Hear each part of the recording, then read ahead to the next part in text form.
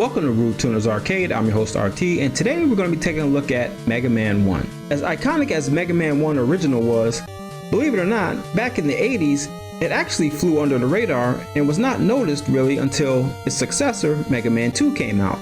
And the reason for that was, back in the day, it's not like today where you have dedicated YouTube channels telling you months and even years in advance of what's coming out. Back then, all you had was Nintendo Power Magazine and word of mouth. So I must confess, actually my first Mega Man game that I played in the series was actually Mega Man 2. And how did I discover the Mega Man universe? Well, believe it or not, it was a happy accident. I remember back in the day being in a video store and buying a VHS tape that showcased tips and tricks on how to beat NES games.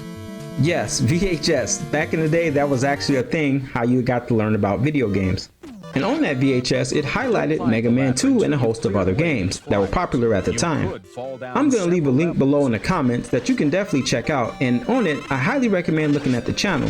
On this channel, it has tons and tons of VHS tapes with video game strategies from back in the day. If you were curious about what the culture was back then, I highly recommend checking this out. So when I saw the tape, I was so fascinated with Mega Man 2. There were other games in there as well, good games I had played already like Bad Dudes and Ninja Gaiden, but Mega Man 2, I had never seen anything like it, and that game just called to me. It screamed out, I gotta play this game. So the time frame was 1988, my freshman year of high school, and after playing Mega Man 2, I highly sought out the first game in the series, the original Mega Man 1, because I couldn't get enough Mega Man at the time. So that's how I came across Mega Man 1. And while Mega Man 2 did improve on a lot of things Mega Man 1 did, Mega Man 1 in its own right was still a strong standalone game that just flew under the radar and was not an instant commercial hit. But later on, it would be highly appreciated as a great game. So the story of Mega Man is relatively simple. Dr. Wily, a mad scientist, has taken control of 6 robot masters, and originally these robot masters were built by Dr. Light to do good things, to be, community servants, and just to make the world a better place. But Dr. Wily took control of them and sent them on an evil streak to do his bidding, and now it's up to Mega Man to stop him. Now the plot is straightforward but effective, and it set the tone for many subsequent entries in the series, which would often feature Dr. Wily as the primary antagonist. The setting takes place in a futuristic world filled with robots, and that was part of a broader trend in the late 80s video games that explored technological themes, but Mega Man was unique in its own emphasis on robotic characters, that were filled with both enemies and allies. Now the gameplay of Mega Man, in my opinion, was actually ahead of its time, like revolutionary for its time. One of its most notable features was its non-linear structure, in which players could actually choose what order in which they wanted to complete the 6 initial stages. Now each stage ended with a boss battle against one of Dr. Wily's robot masters. And each time you defeated a robot master, they would grant the player with a unique weapon. And at the time, I thought that was game changing because you had to think about where you wanted to go. I mean, it allowed players to strategically plan which stages they wanted to tackle first. And also depending on which weapons they wanted to obtain for future challenges on the maps. So this added a layer of depth and strategy to the game. A certain robot master's weaknesses could be exploited with weapons obtained from the others. So you had to do a trial and experiment to see which weapons worked on each robot master. And what made this so awesome was back in the day, you didn't have a lot of non-linear gameplay or games that were non-linear. Because most games at the time, they had a fixed progression system. So Mega Man was cool because you could experiment with different approaches, making the gameplay feel more dynamic and rewarding depending on what decisions you made in the game. Now as far as game design and graphics, for a game on NES, Mega Man was impressive in both its design and visual presentation. Now the game stages featured vibrant, detailed backgrounds and a variety of environmental hazards that added to the challenge. And each robot master was uniquely designed, and they had their own distinct personality and visual style. Now the music in the original Mega Man, it's widely regarded as some of the best to come out of the 8-bit era. In my opinion, I think Mega Man 2 and Mega Man 3 had better music, but Mega Man 8 original did have some nice jams.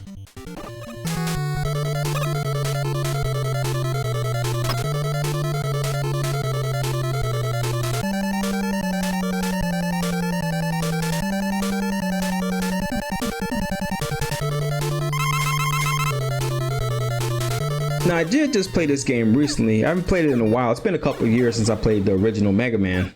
I think the last time I played it was when they had the Mega Man collection. But one thing I will say about the game, it is challenging. Compared to the later Mega Man games in the series, this one is probably one of the harder ones you could play, because at the time they didn't work out all the bugs and kinks that would go on to progress in other games. So this one was kind of raw in its base form. A fun game overall, but can be challenging. Now what added to this level of challenge, you ask? Well, for one, there was no code system. You could continue, but you didn't have code. So if you played for the day and stopped playing, that's it. When you turn the game on the next day, you had to start from the very beginning. Now some people like myself, I'm guilty of it.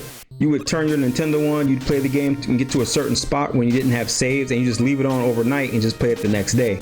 That's probably really bad for your system, but back in the day, that's what we had. So that's what we did. But if you didn't do that, basically when you start the game again, you start from the very beginning. And some parts of the game were just very challenging and it turned a lot of people off. But with that said, still overall a great game, so let's get into it. Alright, so this is the original Mega Man that came out in 1987. Now when you first start off, you're treated to the screen where you can select which Robot Master you want to pursue first. You have Cutman, Gutsman, Electman, Iceman, Fireman, and Bombman. Now my recommendation for you would be Gutsman first, and the reason being because you'll see later on that you're going to need his ability later on in Electman stage to get one of your weapons.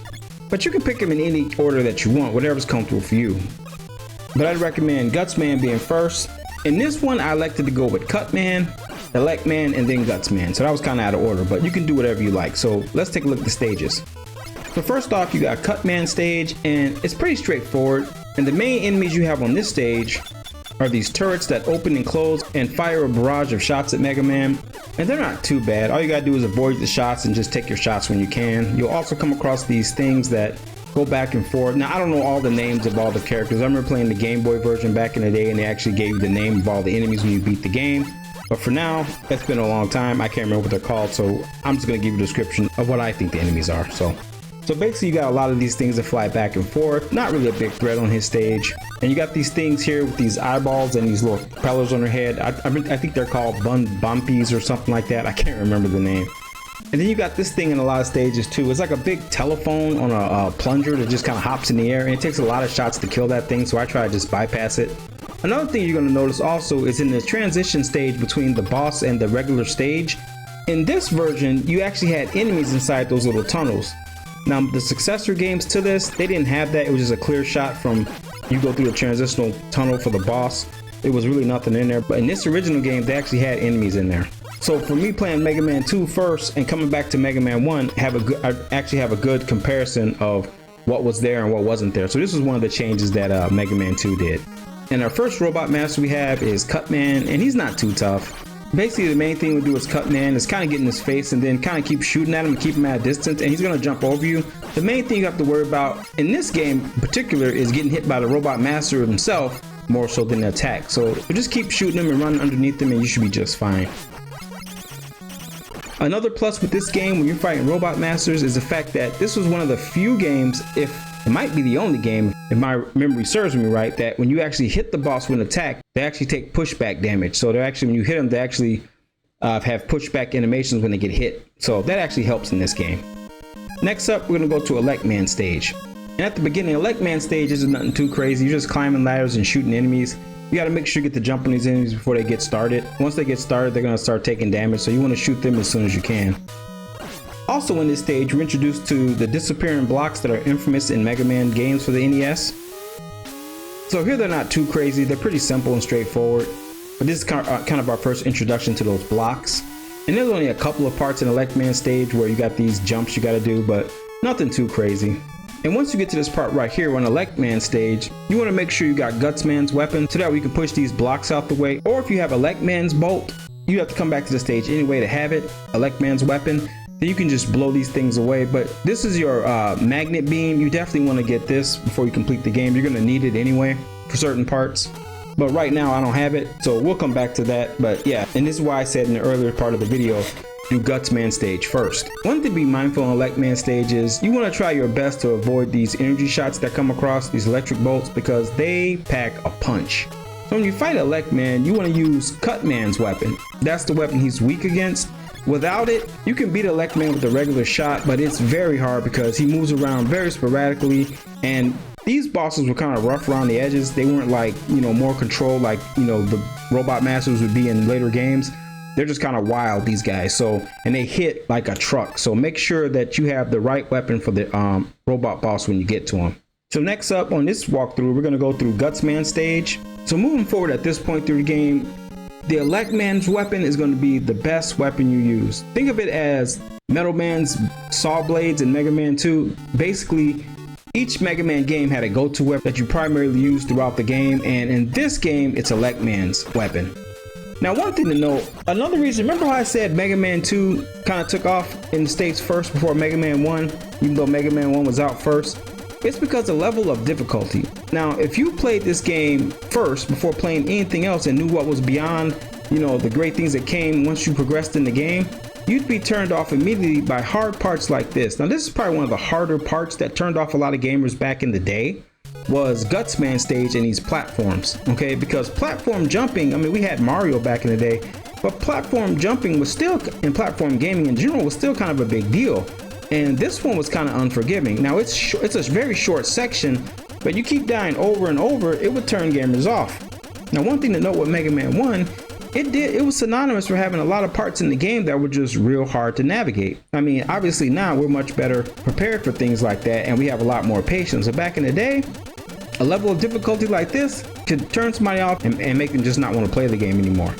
So this part right here, I just say take your times. You're probably gonna die a few times. I know I did. But you'll get through it. It's not that long of a part. Once you figure it out, you're good to go. Another thing to note of Mega Man 1 while I'm thinking about it is the newer Mega Man games, like Mega Man 2 and beyond, power-ups of those are very abundant. You know, enemies drop a lot of power-ups. In this particular game, they don't drop a lot. I mean, you get a few here and there, a few extra men here and there, but not like with Mega Man 2, like when you hit that bird that drops the eggs and you get just like too many power-ups. So many power-ups are just like, you can't even use them all. Here, each power-up counts. So here, when you find any kind of power-up containers, definitely pick them up because they are rare. So basically, with Gutsman stage, besides the initial beginning, it's not too challenging. And pretty straightforward. Now, Gutsman, he's not too tough. The best weapon for him is Bomb Man if you had it. If you went that route and you got Bomb Man's weapon first, that's what he's weak against. But you can use Cut Man and be just fine. The good thing about Cut Man is when you throw the weapon out, it generally tends to hit twice. And on top of that, when Gutsman jumps in the air, make sure you jump with him so that way you don't get stuck in this animation like I'm getting stuck in, where the ground shakes and you're getting shaken with it. But with Cutman's weapon and precision jumping, you should be just fine. Now, once Gutsman's defeated, you want to go back to Electman stage, and you want to go back to that part where we couldn't get to before. Use Gutsman's weapon and pick up your magnet beam. You definitely want to get this early in the game because it comes in very handy. Now, you do have the option once you get the weapon. You can either kill yourself till you get back to the continue screen and stage select, or you can just play through the game and fight Electman again, and then you can get to the stage select that way. So that's your choice, however you want to do it. Whatever more convenient for you. Now, next up, we got Fireman left, Bomb Man, and Iceman. I recommend doing Iceman first because that's going to counter Fireman. You kind of need Iceman's attack. Fireman, he's very hard without Iceman's weapon, so definitely you want to get Iceman first. Bomb Man, you can get him if you want to or not. I mean, you can beat him with Mega Man's basic shot, no problems. He's not too tough. But the most optimal way would be Iceman's weapon to take care of Fireman, and then Fireman's weapon to take care of Bomb Man. So we're going to do that. So next up, we got Iceman stage. So what's cool about Iceman stage is you're actually on ice. You know, that was kind of one of the things that games were starting to do, that when you got to a stage that had ice on it back in the day in early NES games. But this stage was infamous for that, with the sliding and everything like that. And you definitely want to use Electman's weapon on here because of the big spread that the weapon does. It does get a lot of these enemies. Now I'm messing up here, but you definitely want to use Electman's weapon. There's a couple of underwater stages. It's not like Mega Man 2 when you jump in the water you fly super high. This one you kind of jump just normal. And again, in this stage you got those blocks.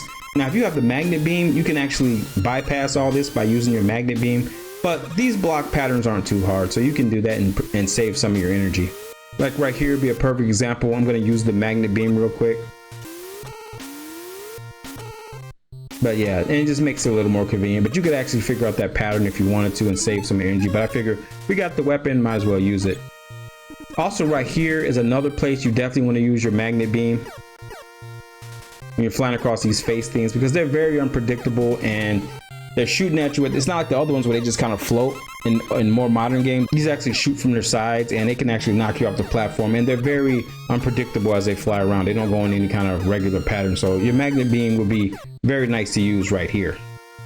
And Iceman pretty much is a cakewalk if you got Electman's weapon. I mean, you just fire a couple of shots, he dies pretty quick, and he's slow, and his projectile he shoots is pretty slow and very easy to dodge. So I mean, he's pretty, without it, I mean, you can beat him with the regular gun as well, but with Electman's weapon, he's a piece of cake. Next up, we got Fireman.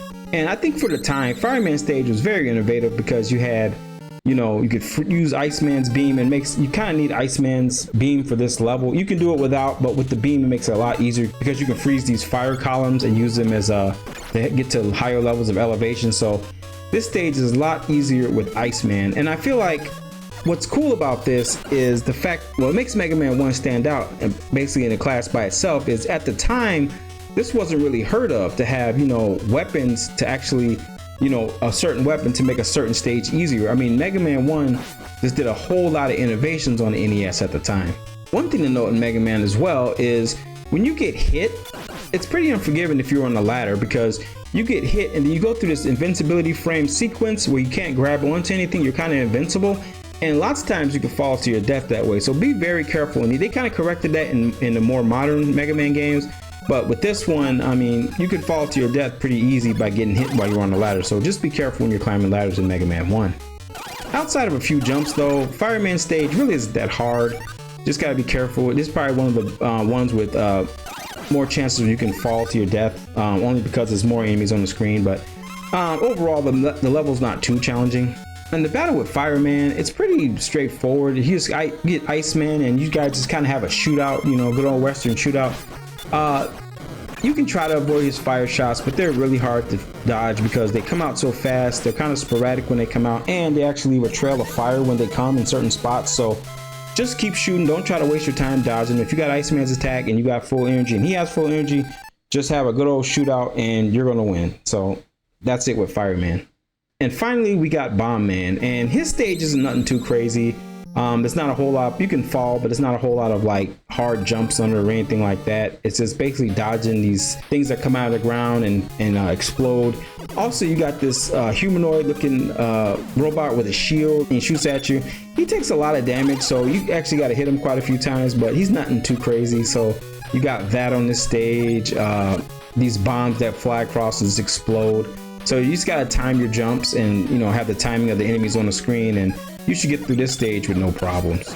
So when you get to Bomb Man, you want to use Fireman's weapon.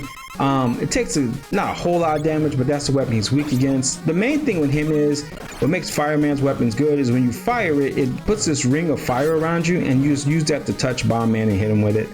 You have to be careful though, because if you touch him, he takes a lot of damage. He takes a lot of help from you. You can do the same thing with your regular Mega Man attack. Only thing is you don't have that fire ring, and it doesn't take as much damage when you hit him, but the pattern's still pretty much the same. He jumps a lot, so just run under him and shoot him. And that's pretty much it with Bomb Man. So now that all Robot Masters have been defeated, we got Dr. Wily next. Now, this is where the game gets really hard, because some of these stages and some of these bosses are kind of over the top. You know, they can be challenging, they can be stupid at times, and the stages are a lot more challenging than the regular stages you've played so far. Because one of the things that makes Mega Man 1 hard was the fact in newer games moving forward, they had those E-tanks where you could replenish your energy in the middle of a round or whenever you wanted to.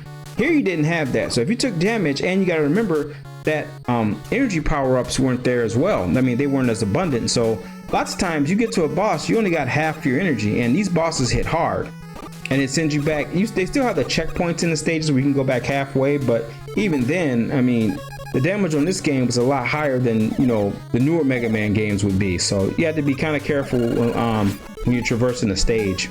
And you got to be careful with the jumping as well. Lots of times there's spikes everywhere, you can fall to your death. And here's one of the examples I was talking about with getting hit on the ladder and getting knocked off. So you got to be very careful not to, you know, change weapons or anything when you're on a ladder, because you can fall to your death, no problem. And then you're all the way back to the beginning. And your energy is still missing. You know, if you died and you use some of your energy up, it's hard to replenish that energy because, you know, it's just going to stay gone. So the first part of Wily's Castle can be challenging. It's a lot harder than the stages that we've played so far. And the first boss actually is one of the bosses that actually turned a lot of people off from this game and stopped a lot of kids' progression. You might have did everything else right, but when you got to this guy, the Yellow Devil, he is just like, was at the time anyway, ridiculously hard. There was a couple of ways you could beat this guy. Now, you could do old school like me and just, and he could be challenging, I get that, where you just outright just beat the guy. The best thing to use, in my opinion, you can do it with Mega Man's regular attack, but Elect Man's weapon here probably works the best. And the reason being, when he forms him on the other side of the screen, he has a small eye, and the eye is randomly placed, you know, on the top, bottom, or middle of the monster. So with the regular Mega Man cannon, you could actually miss him and you did all that dodging for no reason. Plus it takes less damage. If you use Elect Man's weapon, it has a much bigger span of range and it's almost guaranteed to hit every time no matter where the eye opens up. I mean, once this guy kills you enough, you'll actually get the pattern down, but for a lot of people, it does take fast reflexes and memory to beat this boss. So back in the day, this turned a lot of people off and this is probably the last level they saw in the game. So we're just gonna outplay him here and just do it the old-fashioned way. And this is if you can do this, this is actually an accomplishment. Pat yourself on the back, because back in the day, this was not easy. Nowadays, yeah, it's not super hard.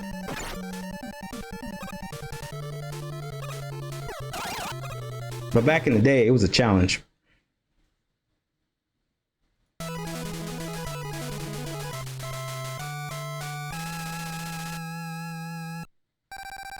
Now, if that's too hard for you, what a lot of people did back in the day was they cheesed this guy, and I don't even blame him for doing it. I mean, I did it the old-fashioned way, but back in the day, if you want to do this tactic, you could. So basically what you would do was, once he formed on one side, you would take Elect Man shot, shoot at him, and then start mashing the select button over and over and over. And what it does, it makes a sequence where Mega Man's appearing. It's like the pause button back in the day.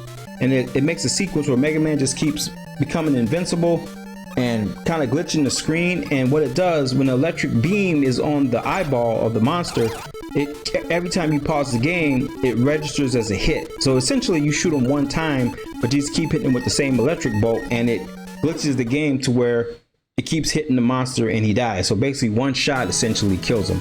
So that was one method that a lot of people used back in the day, and you know, it was viable because he was so freaking hard. But so you can do either way you want. No shame there. If you want to do the old-fashioned way and just play it out, or if you want to glitch, that's fine. Moving on to part 2 of Wily's Castle. This stage isn't too hard. It's pretty short.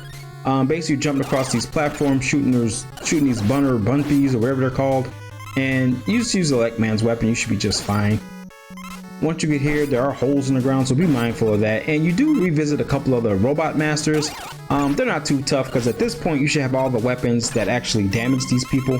One of the ones you might have a little bit of trouble with is Cutman. His weakness is Gutsman, and they don't have any blocks for you to throw and hit him with, but with the Mega Cannon, you should be just fine. He's not too tough.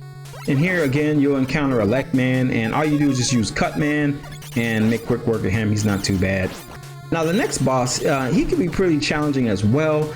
He probably ended a lot of people playing this game, didn't want to finish the game because he was so hard. Is the Mega Man Double. Mega Man clone, if you will, and he's a lot harder here than he was in his Mega Man 3 incarnation. Mega Man 3 incarnation, he was pretty weak, but here he's challenging. Now what he does is basically he randomly jumps and shoots. He's very sporadic and random, and when he touches you, it takes a crap ton of damage. When he shoots you, not so much, but when he makes contact with you, that's where you get hurt. So if you're using a weapon on him and you run out of the weapon, he runs out of it as well. He's like a mirror. So basically whenever you switch attacks, he'll switch. If you switch to whatever character you switch to, whether it be Cutman, Gutsman, or whatever, he switches to that same person with you. So if the energy for that weapon is depleted, so is his, and you can't hit him anymore, but he can still hit you. So I found the best strategy for this guy is basically you want to stay away from him and give yourself a lot of distance, because whenever you start shooting, he'll jump in the air and he'll shoot when he's in the air. So you actually, a lot of his shots will actually miss, and you can keep him at a distance. Eventually he will charge you, and when he does that, just keep firing and run to the other side of the screen like you see me doing here, and you'll get him. Another good weapon to use against him is Elect Man, because for one, you can keep firing, and then like I say, with this game they actually have pushback damage, so that helps a lot, and it keeps him in the corner, keeps him away from you, so you can fire off more shots. Also, he actually shoots when he's in midair, so his shot will miss you lots of times if you stay on the ground, so you'll get more hits in because you'll fire your weapon more times than he will, so definitely want to take advantage of that. So if you use Elect Man's weapon or your base Mega Buster weapon, well, you don't have a Mega Buster in this game, your Mega Man shot, you should be okay with this guy. But those would be the only two weapons to use against him that would give you a decent fight. Next up, stage 3, we got a stage, and this one's actually a pretty cool stage. It's not challenging, but it's very cool. It has parts where you go under, you kind of go underground, and then you're running through this water. It's kind of like a floodgate in a sense, or a sewer, if you, I don't know if it's a sewer, but basically a water-filled stage. And it's not really a long map. It's just got some cool features on it, like right here when you're running and then the water takes over the stage, you start moving really fast. I thought that was a really cool thing as far as environmental stages, so this was pretty fun. Now the boss here, he's not really too challenging. Basically what it is a bunch of machines inside of a bubble, and they go around firing shots at you. And once you get the pattern down, he's pretty easy.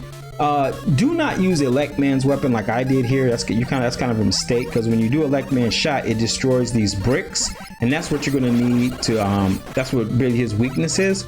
So first, when it starts off, they come out really slow, and you can dodge the shots and kill these guys. Save those last few bricks for the last few that come out. So watch his energy, because at the end these things start going really fast, and you want to make sure you can hit them with the bricks. The bricks spread out pretty good, so save those last few bricks for the last few enemies. See how they're coming out quick? Yeah, save those for the last few and you should have no problems. Pretty simple. So next up, we got the final stage of Wily's Castle, and this one is definitely the hardest.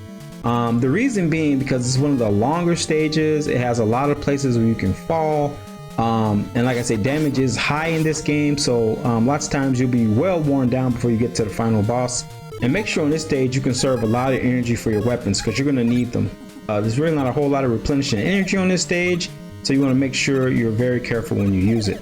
Now when you get here, I would definitely recommend using your magnet beam just to fly across instead of trying to get these little power-ups at the bottom, and avoid these things because there's a good chance you're going to fall. So just use your magnet beam. Now, so what I recommend here is, what makes this challenge is you have to fight 4 boss masters before you can get to the top, to the final boss. So what I recommend is basically for Bomb Man, use Fireman like you did in the past, and then make sure also you switch to the next weapon before you go up to that floor. For example, here for Fireman, you want to get as many shots off the jump as you can. And there's really no strategy for Fireman. Same strategy, you just gotta eat the hits he gives you. Unless somebody's got a better strategy in the comments, please let me know. But this is how I've done it for years, and it worked out for me. Even though I look like I'm low on energy, I'm still in a good position. Make sure you change to Elect Man, and also you want to make sure that you don't get hit by Iceman at all. Sometimes you get lucky and get a shot right out the gate, but you do want to have that one dodge in between his ice attacks so you don't take any damage. And you're going to need it for this last fight here. Now Gutsman's, I definitely recommend using Bomb Man here, and make sure you avoid his blocks and avoid getting hit by him in general, because he hits hard. So you should be able to take him out. Might take a couple of go through guys, but sometimes he throws a ton of blocks, sometimes he'll take rests in between, and that's when you throw the bombs in. So that's hit or miss. And once you get up here and you got a few lives in reserve, you're good to go. Now there's a good chance you'll die here, and basically this is the final boss. You have Dr. Wily. And he's not really too hard, it's just my energy is low right now, so I'm probably gonna get killed. Yeah. So yeah, I had the wrong weapon anyway, but the good news is, once you beat all the boss masters, Capcom was gracious enough to put us right at Dr. Wily again. So at this point, you should be good to go. So the strategy here is pretty simple. You want to start off with Elect Man, and when you fire at him with Elect Man, you get about 2 to 3 hits because the lightning bolt's so big. So just dodge his initial attacks right here, and it's probably the hardest part of the battle. Once you get this done, the rest is smooth sailing. So once you beat the first phase of him, his armor off his ship will explode, and then he'll change up his attack patterns. What he'll do, instead of firing those shots at you, it'll just be an orbiting ball that comes out the front. Basically, if you stay in front of the ship, like I'm doing right here, when they come out, they're going to go in a rotating formation, and they're going to go right over your head. Once you go out in the open though, it's going to be hard dodging these things because they're kind of sporadic when they come out. They kind of rotate and they're kind of hard to dodge in the plain open. But if you kind of just hide off, but if you kind of stay tucked under the ship, they're going to go right over your head, and you use Cutman's weapon.